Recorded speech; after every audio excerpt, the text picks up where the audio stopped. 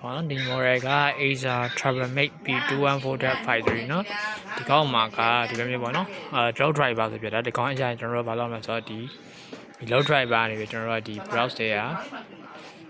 ဒီ driver run ပေးရပါနော်ဒီမှာသူ driver ရှိရပါတော့ storage driver run ပေးရတယ်အမှန်ဒီကောင်မှာကအဲ့လို run မှနေတော့10ဒီပုံမှန်တိုင်း Windows တင်လို့ရအောင် NVMe ပေါ့အထက် storage drive ပေါ်အောင်ကြာကျွန်တော်ဒီ BIOS မှာVNA controller setting ဆိုရဲ rate mode ကိုပိတ်ပေးရတယ်နော်ဒီကောင်ကအခုကျ rate mode ဖြစ်နေပါနော် Windows 10 11တို့က AACM တွေပဲလုပ်လို့တာနော်အဲ့တော့ဒီကောင်ကို rate mode ပိတ်မယ်နော်ကျွန်တော် BIOS ကိုပြန်ဝင်မယ်ဒီ Acer Travelmate B214.53 ပေါ့နော်ဒီ model မှာကဒီအဲ့ rate move ပိတ်တဲ့ VNA controller setting ကိုဟိုပုံမှန်တိုင်းဝင်လို့မရပါဘူးเนาะဒါတစ်ချက်ပြနော် F2 နဲ့ကျွန်တော်တို့ဟိုရတော့မယ် BIOS ချက်ဝင်မယ်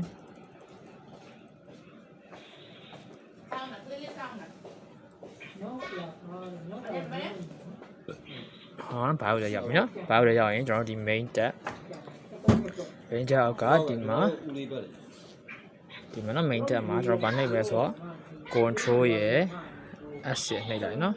အဲ့မှာတစ်ချက်ကြည့်နော်ပေါ်လာလိမ့်မယ်နော် control ရယ် S ရယ်ဟောပေါ်လာပြီနော် VNA controller ဆိုတော့အကောင့်လေးကျွန်တော်တို့ဘာလုပ်မလဲဆိုတော့ဒီစိပဲပေးလိုက်ဒီစိပေးပြီးရော after save and exit ထွက်လိုက်ထွက်ပြီးရင်ကျွန်တော်တို့stick ခုနကကျွန်တော် window တင်တဲ့နေရာပတ်သွားကြည့်မယ်နော် display တဲ့နေရာပတ်သွားကြည့်မယ်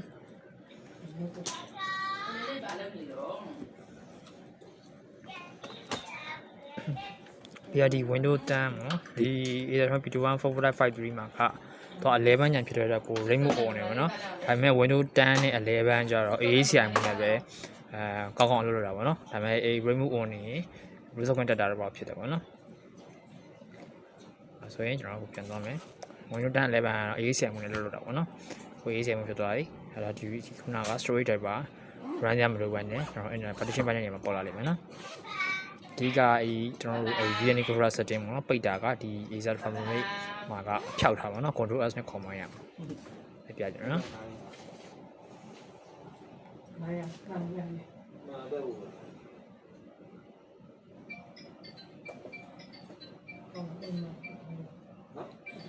ကဲအဲ့တော့ကျွန်တော်တို့ဒီမှာပါဝါမရအောင်နော်မောင်းနေမှရမယ်နော် driver မှာdriver တက်မသိဘူးနော်ဒီကောင်မှာ dashboard ပေါ့နော် window တင်တဲ့အချိန်မှာအဲ့ကျွန်တော်ဒီမှာအဲ့ဒါမှမိုက်ပို့ရတယ်ဟုတ်စူပါမန်ဖြစ်တာဒီလိုမျိုးကြီးရတယ်စူပါမန်ဖြစ်ဒီမှာဆန်ဒီမှာကျွန်တော် storage drive ပေါ်လာပြီနော်အဲ့တော့ပြချင်တယ်နော်ညနော်ဒီ model က Acer Travelmate B214.53 rate move ကနေ AACM move ပြောင်းတာကိုပြပြရမှာနော်ရပြီနော်